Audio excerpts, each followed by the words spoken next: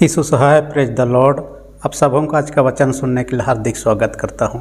Advent काल में हम प्रवेश कर चुके हैं। एडवेंट का अर्थ होता है आगमन, और ये लैटिन शब्द एडवेंटस से आया हुआ है। ये 4 सप्ताह का होता है। 4 सप्ताह होने का कारण है, असल में यीशु का जन्म से 4000 साल पहले, सबसे पहले यीशु का जन्म की भविष्यवाणी किया गया था। उसी के आधार पर 1000 साल के लिए 1 सप्ताह और 4000 साल के लिए 4 सप्ताह का हम स्मरण कराते हैं।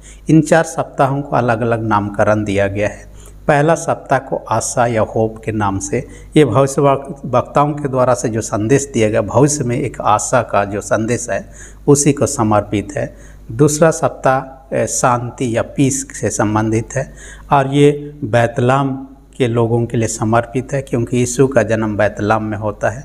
तीसरा कहता है जय या आनंद या खुशी के बारे में है, और ये गडरियों को समर्पित है, क्योंकि आनंद का समाचार गडरियों को सबसे पहले मिलता है, और यीशु का दर्शन के बाद में आनंद करते हुए लौट जाते हैं। चौथा सप्ताह जो है प्रेम, लव के नाम से जाना जाता है, और ये स्वर्गदूतों को समर्पित है, जिन्होंने यह महान प्रेम का संदेश लोगों तक सबसे पहले पहुंचाया।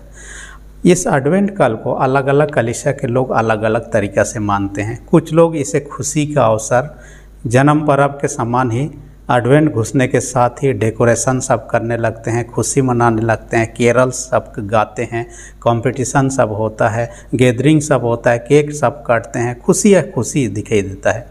वहीं पर कुछ कलीसिया ऐसे भी हैं जहां पर इस सीजन को दुख के साथ पालन करते हैं, यानी कि मरियम इस घड़ी दुख के हालात में है, इसलिए हम खुशी नहीं मना सकते हैं, शादी ब्याह से दूर रहते हैं।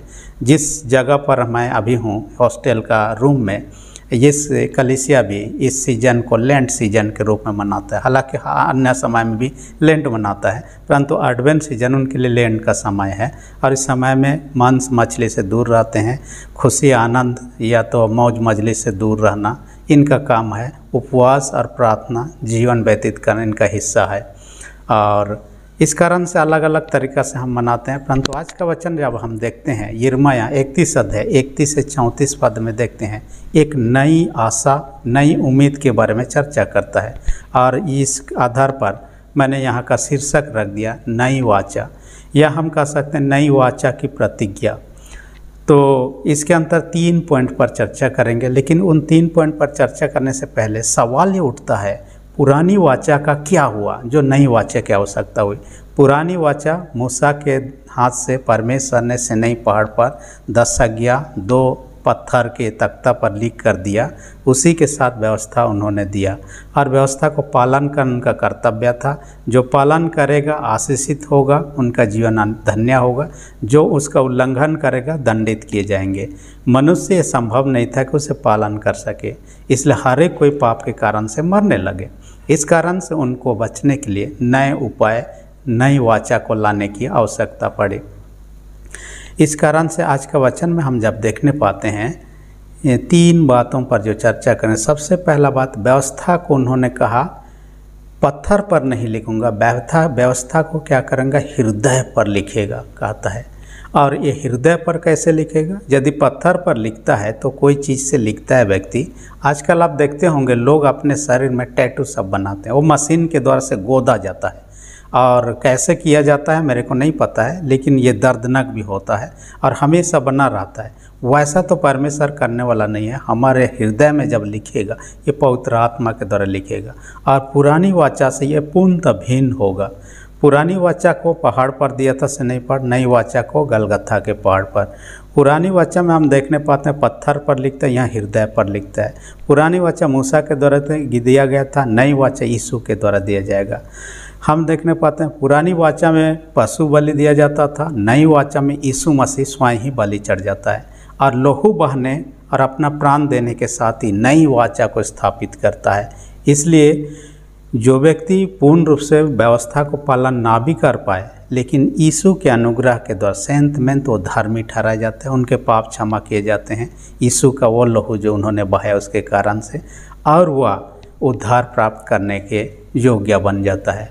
मनुष्य अपने प्रयास से तो ऐसा नहीं कर सकता। यीशु अनुग्रह को लाता है इस नई वाचा के अनुसार, नई व्यवस्था के अनुसार में, और इस कारण से आपको मुझे क्या करना है कहता है, हृदय में उन वाचाओं को लिखे रहना। वो लिखेगा पवित्र आत्मा के माध्यम से। देखिएगा, आज जैसे मैंने कहा टैटू को लिख देते हैं, गोद देते हैं, जीवन भर रहता है उनके शरीर में।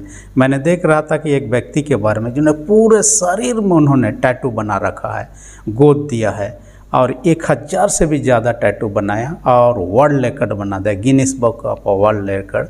उस व्यक्ति न्यूजीलैंड का व्यक्ति है जिसका निक नेम है, मैंने बुलाने का नाम है लकी डायमंड रिच के नाम से जाना जाता है, परंतु उनका ओरिजिनल नेम अलग है, जॉर्ज पॉल मैकलैरन नाम का व्यक्ति। और उसी तरह एक महिला भी बनाई हुई है जो जापान देश की है अपने शरीर में।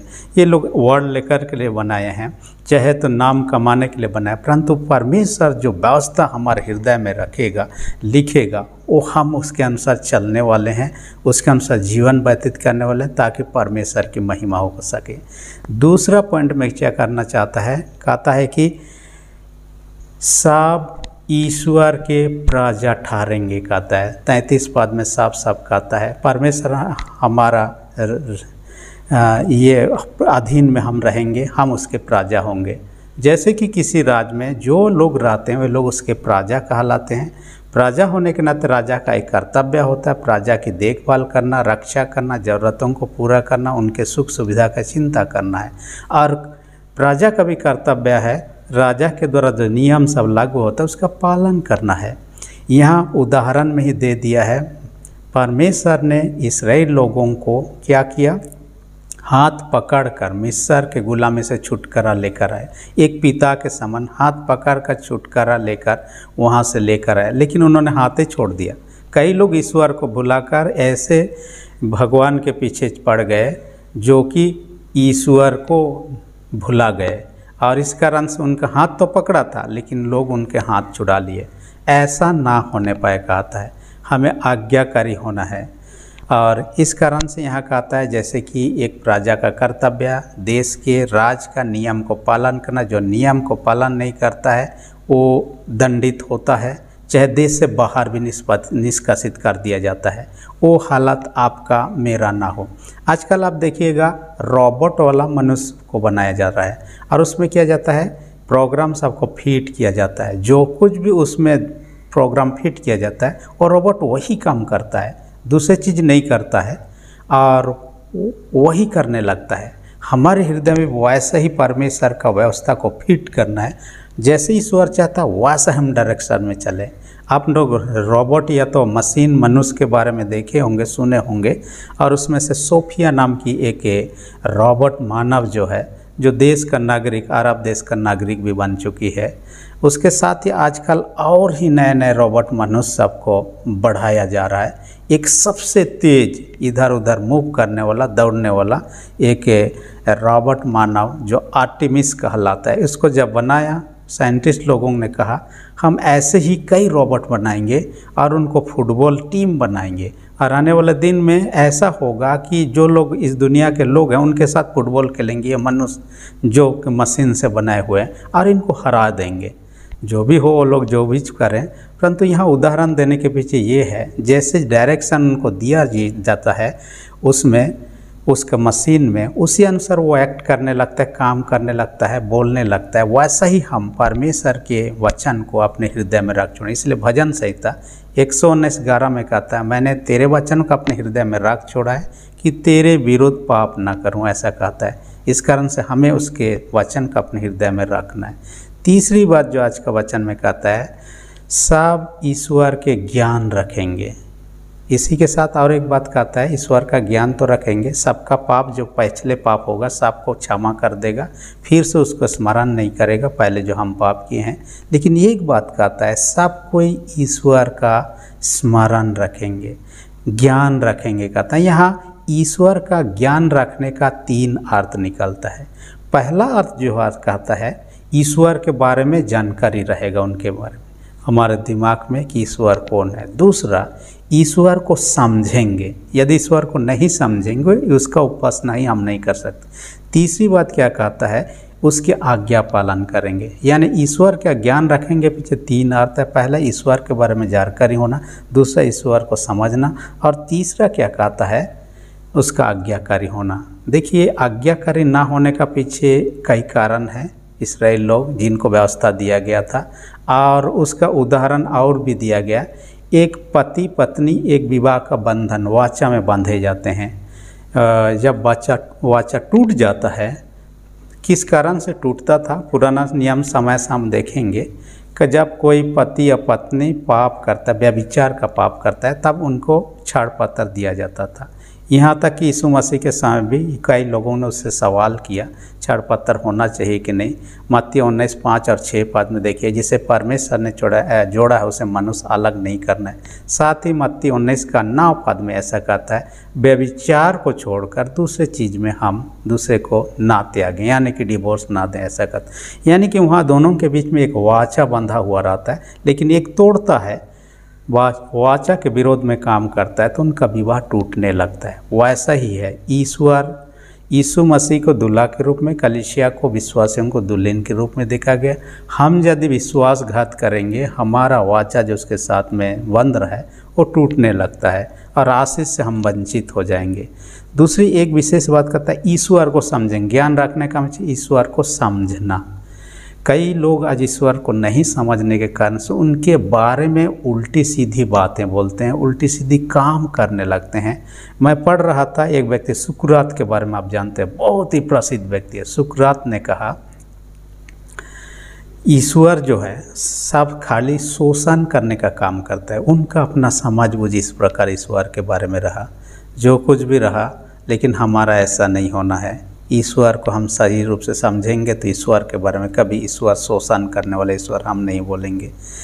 दूसरा एक वैज्ञानिक व्यक्ति था, और वो व्यक्ति स्टीफन हॉकिंग के बारे में, जो लोग विज्ञान पढ़े उनका भली बातें पता है, बहुत ही बड़ा वैज्ञानिक था। उन्होंने कहा, कोई यदि ये प्रमाण करके दिखा दे कि ईश्वर है तो मेरे अपने सारे संपत्ति उस व्यक्ति को मैं दान स्वरूप दे दूंगा।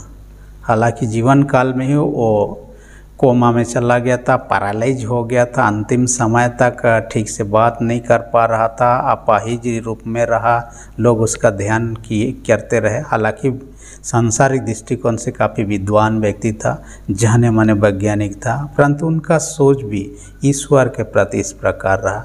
जैसा भी है, लोगों का अलग अलग सोच हो सकता है, लेकिन जो सच्चे रूप से ईश्वर को समझेंगे वैसा नहीं बोलेंगे।